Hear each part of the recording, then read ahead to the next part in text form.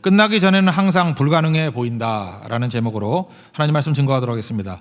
4개 복음서가 있는데 요한복음은 사뭇 다른 관점입니다. 그래서 마태, 마가, 누가 복음이 비슷한 관점에서 봤다. 그래서 공관복음, 공통된 관점에서 바라봤다. 그래서 공관복음.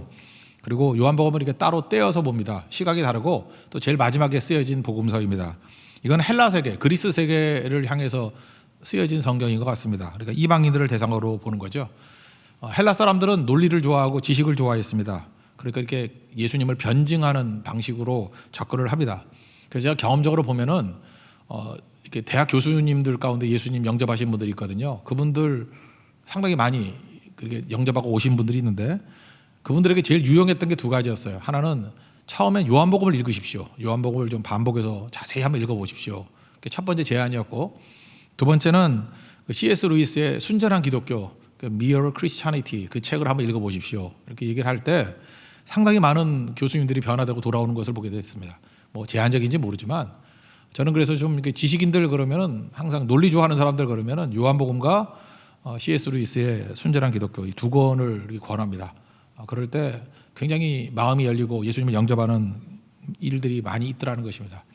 여러분 가운데도 혹시입니다. 혹시 거의 아닌데 나는 논리가 너무 뛰어나고 뭐 스스로 똑똑하다고 이래서 잘 깨지지가 않는 분들이 있다 그러면 요한복음 반복해서 한번 읽어보십시오. 그리고 루이스의 순전한 기독교 읽으면 생각보다 그 예수님께 더 가까이 갈 수 있는 그런 길이 열리게 된다고 확신합니다. 이 요한복음을 쓰게 된 목적, 우리는 뒷부분을 먼저 봤기 때문에 알죠. 오늘 한 20장 먼저 찾아볼까요? 20장 30절과 31절 한번 다 같이 읽겠습니다. 20장 넘어가서 그 목적이 뭐냐? 우리 14장부터 봤죠. 그 다락방 설교부터 봤는데 21장까지 20장 30절 31절이 요한복음을 기록한 목적을 말하고 있습니다. 다 같이 읽습니다. 시작. 예수께서 제자들 앞에서 이 책에 기록되지 아니한 다른 표적도 많이 행하셨으나 오직 이것을 기록함은 너희로 예수께서 하나님의 아들 그리스도이심을 믿게 하려 함이요 또 너희로 믿고 그 이름을 힘입어 생명을 얻게 하려 함이니라. 이거 말고도 기록된 게 많이 있을 것인데 이것만 딱 챙긴 이유가 뭐냐 하면 목적이 2가지예요. 믿음 주기 위해서. 여기 보니까 예수님이 누구예요? 하나님의 아들 플러스 그리스도이심을 믿게 하려 합니다. 믿음 주기 위해서. 목적이 믿음이에요. 그러니까 요한복음 읽으면서 믿음이 생기는 거예요. 또 하나는 뭐죠? 생명입니다. 생명, 영원한 생명, 그걸 영생이라 그러잖아요. 요한복음의 주제가 영생이거든요. 생명 얻게 하랍이라. 천국 가게 하기 위해서 그렇다. 그러니까 믿음과 생명. 그래서 오늘 부제목이 그거잖아요. 믿음과 생명. 믿음과 생명을 얻게 하는 것이 목적이다. 이렇게 말하고 있다는 것입니다. 그러므로 요한복음을 반복해서 읽으면 뭐 딴 성경도 그렇겠지만 믿음이 생깁니다. 요한복음을 막 읽다 보면 막 믿음이 생겨요. 특별히 이렇게 은혜가 메말라 버리고 은혜의 건조기에 들어간 사람들이 있지 않습니까? 다시 한번 요한복음을 막 읽다 보면은 믿음이 막 불타오르게 되고요. 믿음이 생깁니다. 없던 믿음이 막 생기고 강력한 믿음이 된다는 것입니다. 그리고 죽음의 냄새가 막 나는 사람들이 생명의 역사가 나타나기 시작한다는 것입니다. 최근 들어서 제가 제일 부럽기도 하고, 부러우면 지는 건데 부럽기도 하고 참 좋은 선물을 받았다라고 하는 게 우리 김명훈 집사님이 요한복음을 다 암송하셨죠. 그죠? 그거를 제가 쭉 듣다가 물론 남이 외운 거기 때문에 지겨워서 듣기도 지겹더라고요. 근데 그걸 다 외웠어 그걸. 그죠? 그래서 띄엄띄엄 이렇게 봤는데 참 대단하다 하는 생각이 들거든요. 요한복음을 이걸 암송할 정도가 되니 하나님께서 그에게 똑똑한 머리도 줬지만 이것도 은사죠. 그러니까 그 사이에 얼마나 믿음이 굳건해져 있을 것이며 얼마나 생명이 충만해졌을까 굉장히 부럽더라고요. 그러면 여러분들은 뭐 외우지 않아도 괜찮아요. 그죠? 외우지 않아도 되고 읽으면 되죠. 계속 읽고 묵상하고 그러다 보면 믿음이 생기고 생명이 생기는 일들이 벌어지게 된다라는 것입니다. 오늘 그게 목적이니까 1절부터 18절까지는 이 목적을 이루기 위한 서론 부분이에요. 핵심 부분. 그래서 3가지 파트를 얘기해 주고 있습니다. 먼저 예수님이 누군가 1, 2, 3절 예수님이 누군가 믿음의 대상을 알아야 될 거 아니에요. 예수님이 누군가 이게 뭐 가이사랴 빌립보 고백 그 다음에 아까 20절에 그랬죠. 하나님의 아들 그리스도 똑같은 거죠.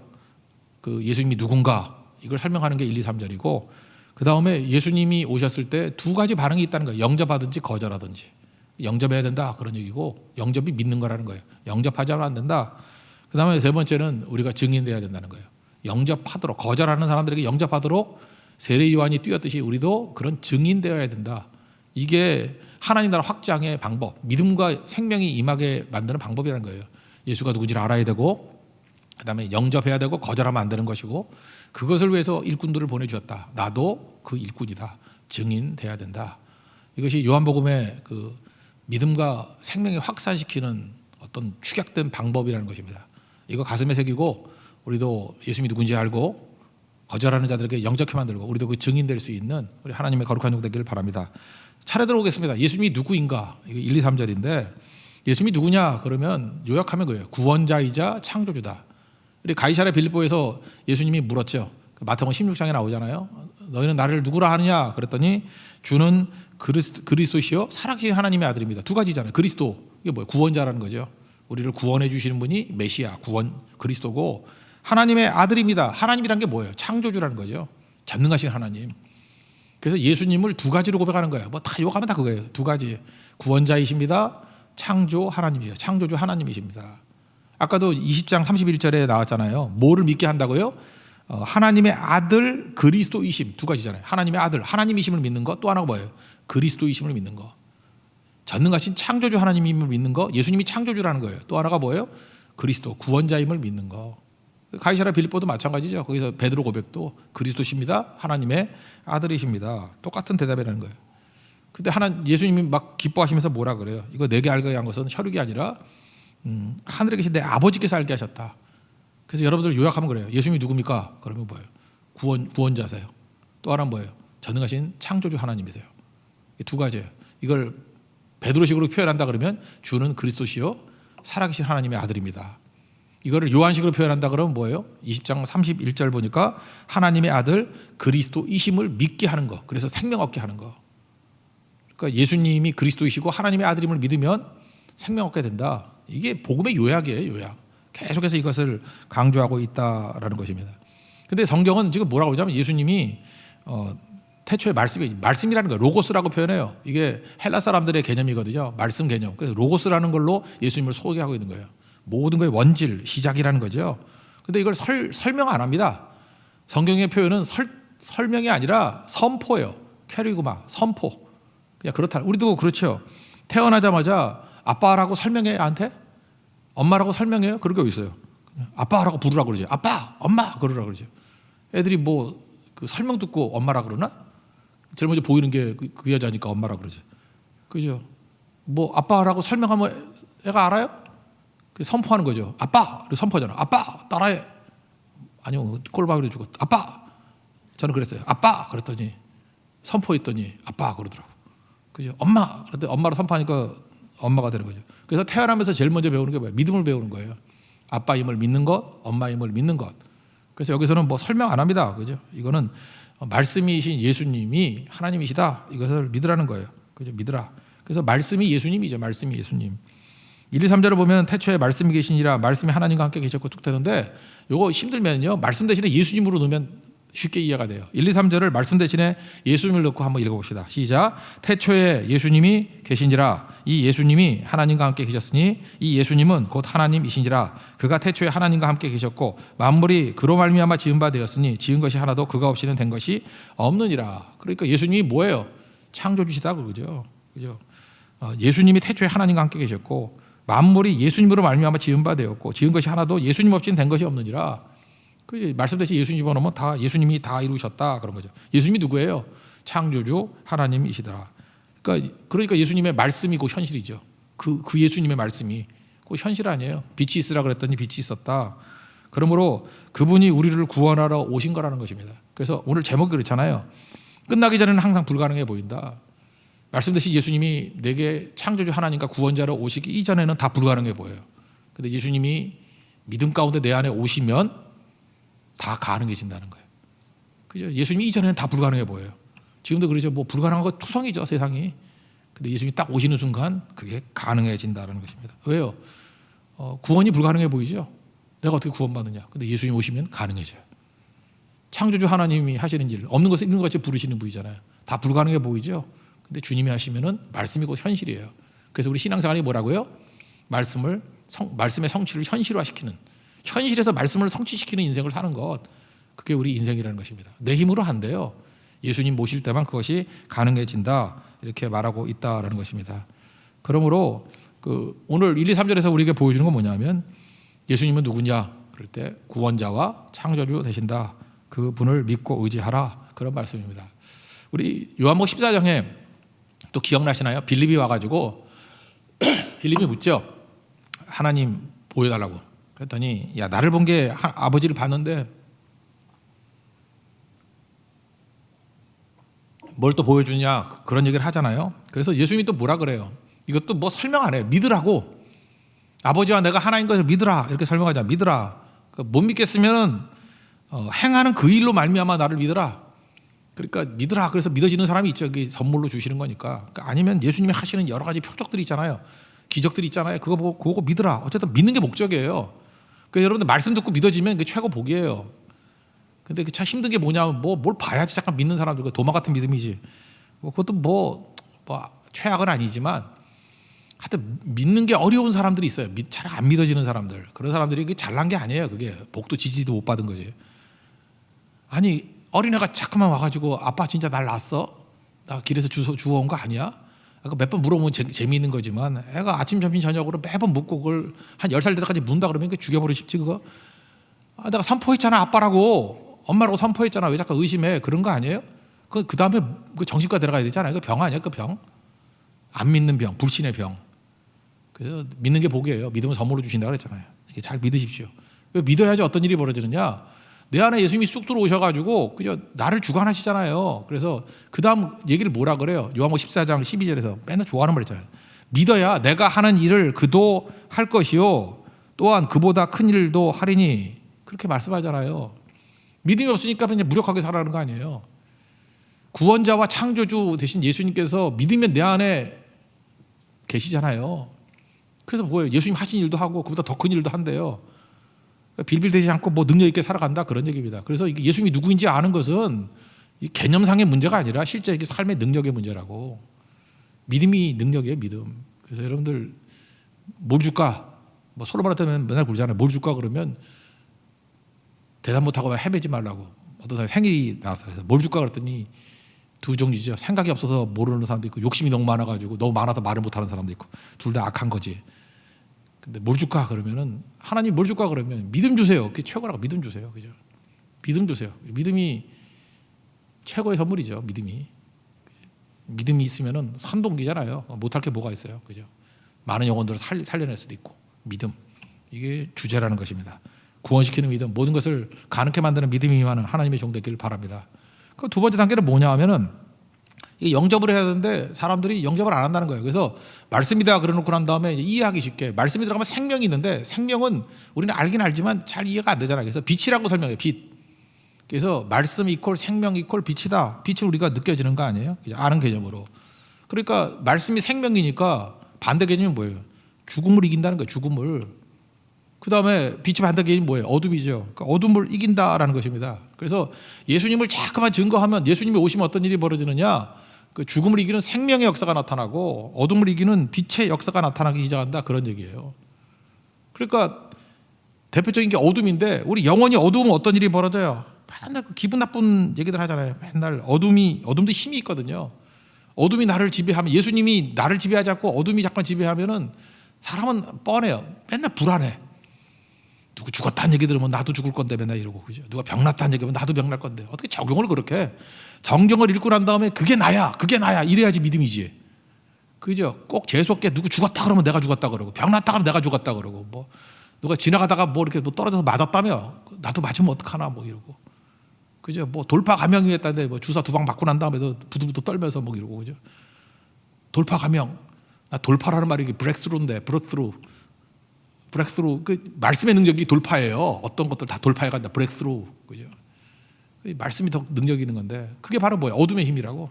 그러니까 어둠은 맨날 불안해, 맨날 두려워하고, 맨날 염려하고 말 한마디라도 꼭 재수없는 소리만 하고 그죠? 맨날 내가 안 된다 그러고 마귀가 시키는 얘기라고요. 그 맨날 나쁜 생각하고 허무 죽음 묵상하고 그러면 이거 갖고 싸워서 이길 수 있는 게 아니라는 거예요. 어떻게 해야 되죠?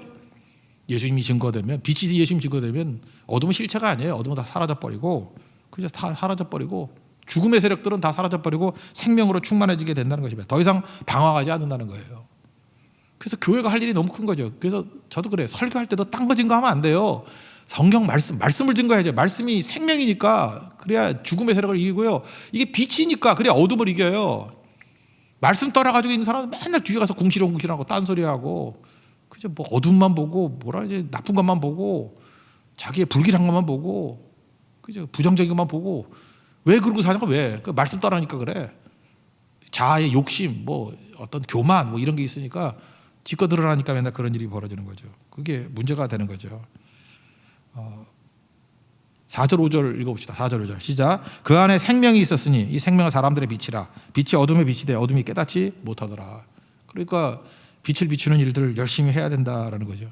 여러분, 세상에서 지금 19, 20세기, 뭐 20세기, 21세기 돼서 통틀어서 최고의 발명이 뭐냐? 뭐 어떤 사람은 컴퓨터라 그러는데 저는 아니라고 생각해요. 제 최고의 발명은 에디슨의 전구 발명이에요. 이 전구, 전기빛, 전구. 그죠? 이게 물질적인 빛을 선물했잖아요. 그 이전에는 물론 뭐 호롱불 같은 게 있었지만 그거 오래 못 쓰잖아요. 밤이 길었죠. 밤에 아무것도 못 했잖아요. 근데 어둠을 이기는 빛이 되니까 지금 시간이 얼마나 길어졌어요. 지금도 이 시간에 예배 드릴 수 있는 거는 사실 이게 전구가 발명됐기 때문에 그런 거 아닙니까? 그러니까 빛이 없으면 어떻게 되냐면 사람이 퇴화돼 버려요. 빛이 없는 데서 너무 오래 있으면요. 지금도 그래요. 이게 예배를 오래 떠나 있으면 그 사람이 정상이 아니에요. 여러분들 예배 드린 사람은 몰라서 그래. 빛 가운데 있는 사람들은 빛이 주는 능력이 얼마나 큰지를 몰라서 그러지. 예배 뭐 2주, 3주, 뭐 몇 달 있다 보면 옛날에 그 사람이 아니에요. 맛이 갔어 완전히. 동굴 같은 데서 보면은 어둠 속에 살아가는 물고기 있죠. 물고기들 눈이 있잖아. 몰라요?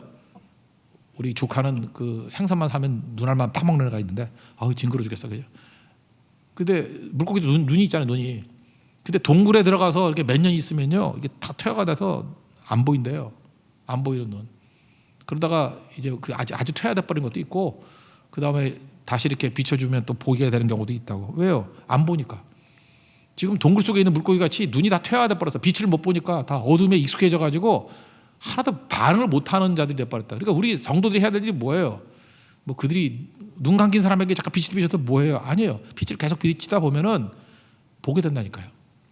빛이 최고의 선물이 빛이라니까요. 예수님이 소개하는 거예요. 빛을 지면 이렇게 자극이 되는 겁니다. 빛이 뭐예요? 은혜죠. 은혜를 맛보게 만들고 계속 그러다 보면 이제 보게 되는 일들이 벌어지게 된다라는 것입니다. 근데 세상은 어때요? 기본이 거절해요. 거절하면 우리가 안 할 거예요? 거절해서 계속해서 소개하는 거. 그러니까 내 자신을 놓고 본다 그러면 영접하는 것만큼 큰 복이 없어요. 거절하는 것만큼 큰 저주가 없는 거고. 11절부터 13절 좀 넘어가서 요한 설명하는 게 중간에 있으니까 11절부터 13절까지 읽겠습니다. 시작. 자기 땅에 오매 자기 백성이 영접하지 아니하였으나 영접하는 자고 그 이름을 믿는 자들에게는 하나님의 자녀가 되는 권세를 주었으니 이는 혈통으로나 육정으로나 사람의 뜻으로 나지 아니하고 오직 하나님께로부터 난 자들이니라. 그래서 최고 좋은 게 뭐예요? 성령이 임하게 되면요 수용성이 강해집니다. 이렇게 다 받아들이게 돼요. 그죠? 그래서 이렇게 부정적이지 않아요. 수용적이 돼. 뭐 때문에 because of the 때문에라고 번역하지 말라 그랬죠. 때문에 그럼 원망이 나온다. 너 때문에 뭐 이 꼴이야. 뭐 때문에 이렇게 됐고 뭐 부모 잘못 만난 때문에 뭐 이럴 때 때문에라는 건 나쁜 게 나오잖아요. 덕분이라고 말하는 그 순간에 좋은 게 나오죠. 심지어 고난 덕분에 내가 강해졌어. 뭐 이런 거죠. 그죠? 내 상실 덕분에 내가 홀로 서기로 했어. 덕분에 바꾸는 거죠. 이게 시각이 바뀌는 거예요. 그러니까 영접하는 태도와 거절하는 태도가 이렇게 다르다라는 것입니다. 그러니까 영접이 되게 중요한 거죠. 씨 뿌리는 비유의 내용도 뭐예요? 말씀의 운명은 영접과 거절에 달려있다 그런 거 아니에요? 길가 딱딱하니까 이거 100% 거절이죠. 새들이 와서 쪼아먹어 버렸다. 마귀가 말씀 다 날아가 버렸다. 돌밭은 뭐였죠? 이렇게 단단한 돌에 이게 부드러운 흙이 날아와서 이게 살짝 있는 거 아니야? 뿌리 못 내리죠. 겉으로 볼 땐 좋은 바다가 똑같아요. 근데 뿌리를 못 내리잖아요. 뿌리를 단단한 자아가 있기 때문에. 그것도 뭐죠? 깨지지 않는데 자아. 그러면 뿌리를 못 내려요. 그 다음에 다 좋더라도 가시떨기란 건 뭐예요? 세상의 염려, 재물의 유혹에 막혀서 결심 못한대요. 말씀이 막혀서. 그러니까 같이 자라는 거예요. 욕심 많은 사람들. 이게 빨리빨리 버려야죠. NIBC, Not I but Christ. 그래야지 자라는 거예요. 좋은 땅이 뭐예요? 수용성이 좋은 거죠. 수용성. 말씀 받으면 그냥 쭉쭉 빨아들이는 거. 30배, 60배, 100배의 열매를 거둔다. 그러니까 거절해서는 안 되고 영접하는 인생이 돼야 된다. 이거를 우리에게 말해주고 있다라는 것입니다. 그래서 좋은 밭의 특징이 뭐예요? 말씀을 듣고 깨닫는 자니. 깨닫는 게 복이라니까요. 영접하고 깨닫는 게 복이라고요. 그러면 최고죠. 컨센트에 연결돼 있어야 예수님의 능력이 나타나듯이 이렇게 깨달으면 붙어 있으면 능력과 은혜가 나타나는 거죠. 역사를 보면은 저 역사를 참 좋아하는데 역사를 보면은 그 원래 이슬람이 더 선진 문화인 거 아시죠? 르네상스 그러는데 그 그리스 사상들 있잖아요. 그리스 사상들이 그리스 땅에서는요, 그 전쟁 많아가지고 자료가 없어요. 다 날아가 버렸어요. 근데 그 그리스에 있던 그 뭐 소크라테스, 플라톤 뭐 이런 얘기들이 있잖아요. 그 그리스 사상들이 다 어디로 가 있었냐면 이슬람이 가져가서 보관하고 있었어요. 그 이슬람이 보관 안 했으면은 그거 없어진 거야. 그 재수입을 한 거죠. 우리나라도 뭐 그런 거 있잖아요. 우리나라 문화재도 뭐 외국에 갔다가 우리는 없는데 다시 돌아와가지고 발견되고 뭐 그러는 거 있지 않습니까? 그렇게 된 거죠. 그래서 이슬람 걔네들이 되게 발전돼 있었다고. 그래서 스페인까지, 북아프리카 스페인까지 나가서 그 옛날에 뭐 그 영화 아람브라 궁전의 추억인가 그 뭐 드라마도 있었는데 TVN에서 했던 거, 그 그라나다거든요. 그라나다. 거기가 스페인이 원래 그 이슬람권이었어요. 그런데 기독교가 이렇게 와가지고, 그러니까 이슬람이 지금도 억울해하는 게 딱 두 군데예요. 이슬람이 됐다가 기독교로 바뀐 데가 딱 두 군데예요. 기독교라기보다도 이슬람이 깨진 데가 하나는 스페인이고요, 그라나다. 또 하나가 지금의 이스라엘이에요. 팔레스타인, 거기 이슬람권이었는데 이제 유대교가 들어간 거죠. 뭐 그런 식으로. 그래서 이를 갈고 이제 스페인 되기 싫어요. 그래서 이슬람이 거기 공격한다 그러고, 피레네 산맥까지 이슬람이었다고.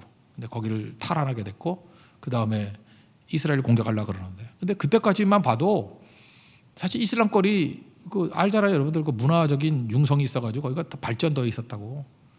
그런데 유럽이, 그러니까 그라나다 가면요 13세기에 벌써 도로 포장이 다 돼 있고 그 다음에 상하수도 시설이 있었대요.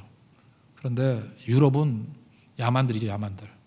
그 게르만, 노르만 뭐 이런 사람, 바이킹, 야만족들이에요. 그냥 뭐 대충 옷도 안 입고 돌아다니는 그런 거지 같은 놈들. 근데 거기 복음이 들어갔어요. 빛이 들어가죠. 빛이.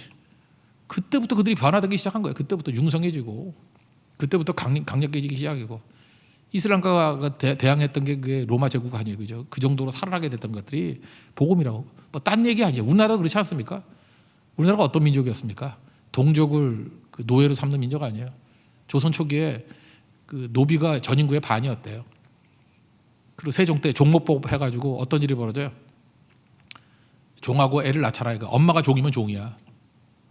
그래서 양반이 그 종 여자하고 결혼해서 아들을 낳았어. 그럼 그게 재산이에요. 아들이 아니고. 이게 미친놈의 나라 아니에요. 자기 아들과 딸을 재산으로 여겼다니까. 그리고 그걸 노비라 그래서 또 팔아먹고 막 그래서 지 아들 딸들을. 그 엄마가 노비이기 때문에.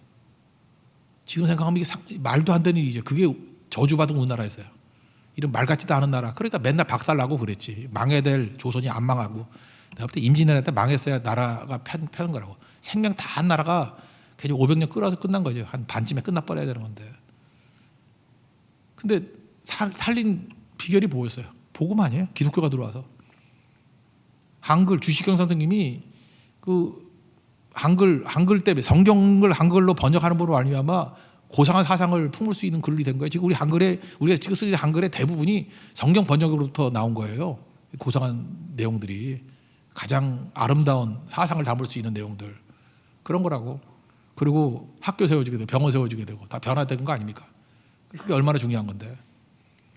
그러니까 중요한 게 뭐예요? 영접하지 않으면 아무것도 안 된다, 그런 얘기죠. 우리도 복음 받아들이면 변화될 수 있는 하나님의 종 되기를 바랍니다. 그래서 세상은 어둠이기 때문에 거절해요. 근데 내 자신이 영접하는 종이 되면 그때부터 변화가 나타나기 시작한다는 것입니다. 그래서 삶에 지금 여러분들 어려움이 있습니까? 예수님을 영접하십시오. 믿는 자, 그걸 믿는 자라 그래요. 그럼 그때부터 생명의 역사들, 믿음의 역사들, 빛의 역사들, 그래서 어둠을 깨버리고 죽음을 깨버리고 모든 것들이 다시 일어날 수 있는 우리 하나님의 권능의 종이 될 것입니다.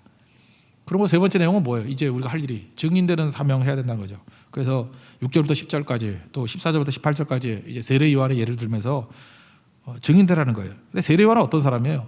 많은 사람들이 세례 요한이 너무 탁월하니까 세례 요한이 그리스도가 아닌가 이랬다고요. 그죠?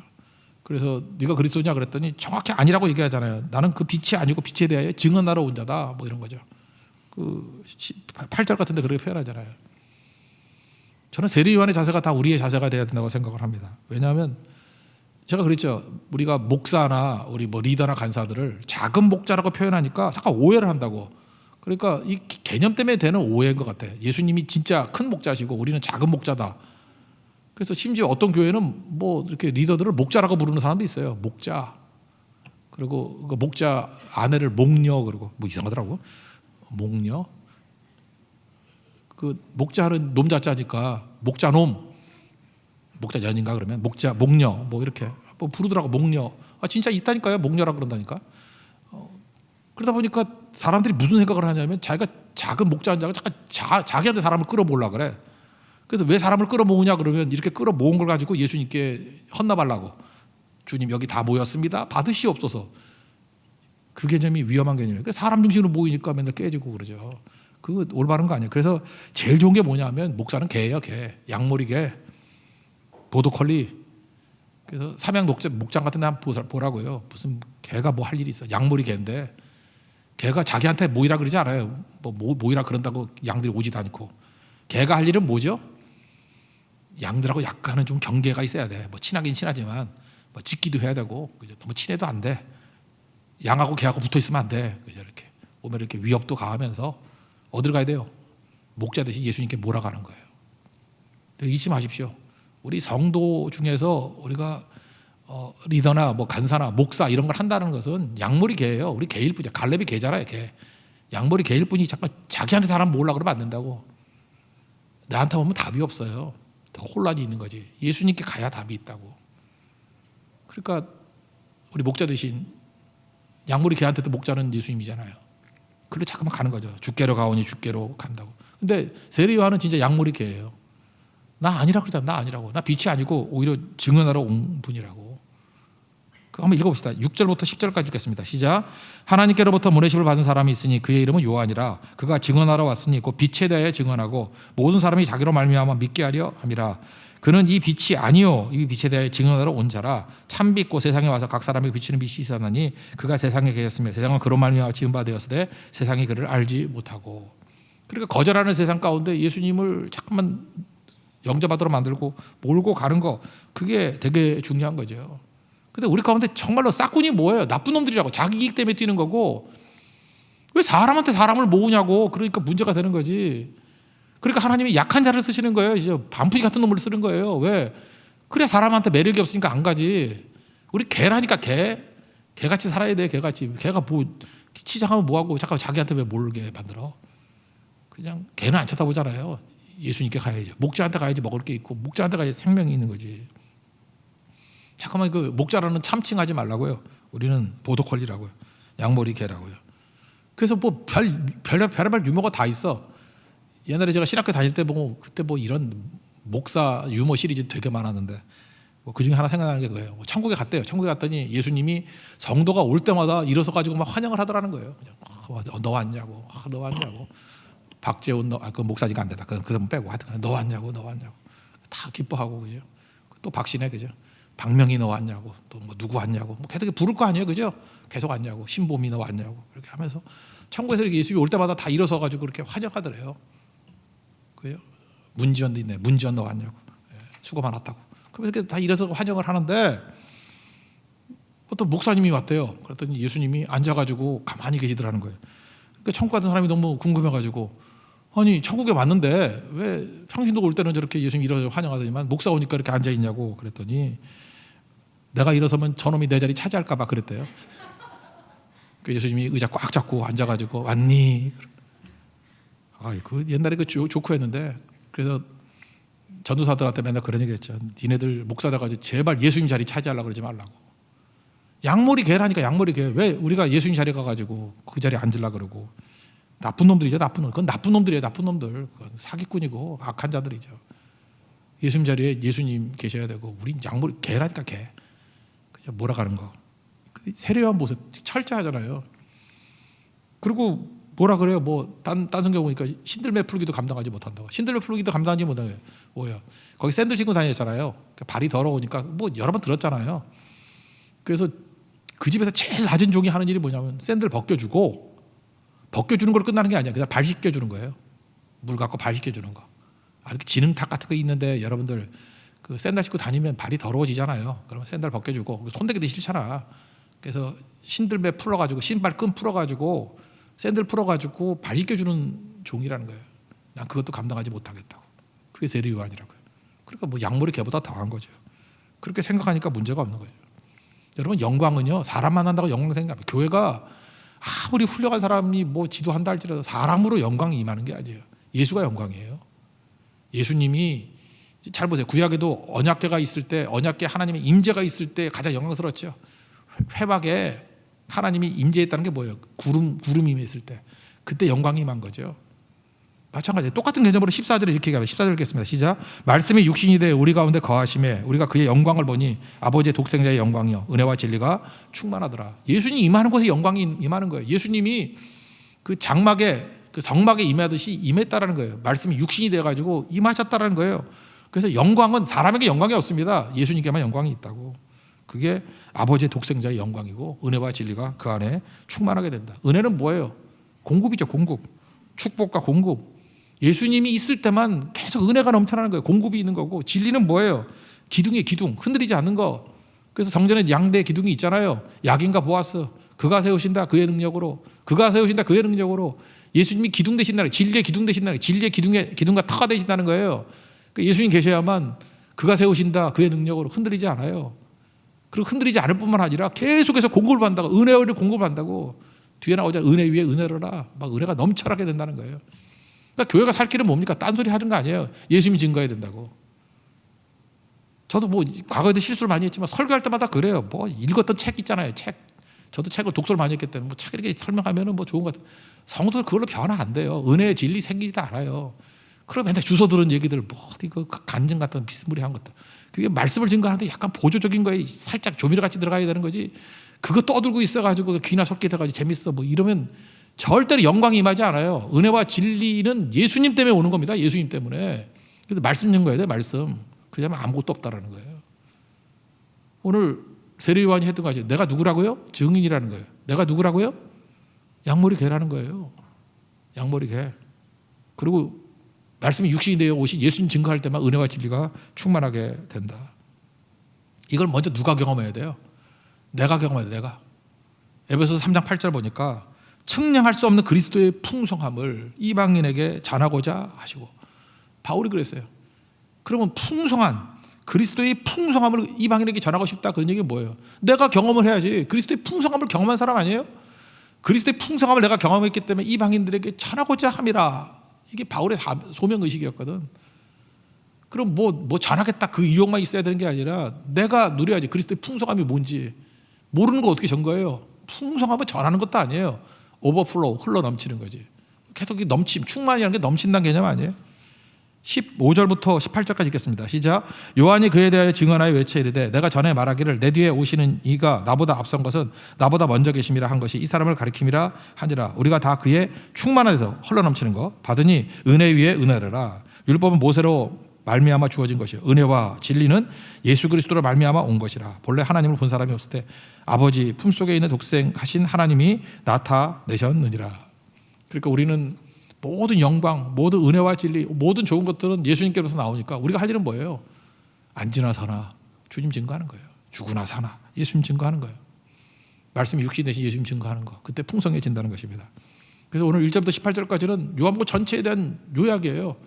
먼저 믿음의 대상이 예수님이 누군지를 알아요. 예수님이 누구예요? 그리스도시고 하나님의 아들입니다. 구원자시고 창조주 하나님이십니다. 이전에는 불가능해 보였던 것을 가능하게 만드신 분입니다.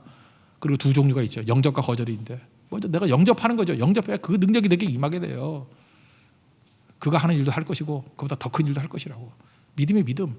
영접하면 영접의 믿음이라니까. 영접하는 자 그 이름을 믿는 자. 하나님의 자녀가 되는 권세가 임합니다. 권세가. 그럼 우리가 할 일이 뭐예요? 어둠에 있는 사람들, 죽음에 있는 사람들에게 예수 증거의 영광이 임하게 되고 은혜와 진리가 넘쳐나게 되고 살게 됩니다. 여러분들 증거하는 증인의 사명을 잘 감당하는 우리 믿음의 신실한 종들을 축원합니다. 자리에서 나가겠습니다.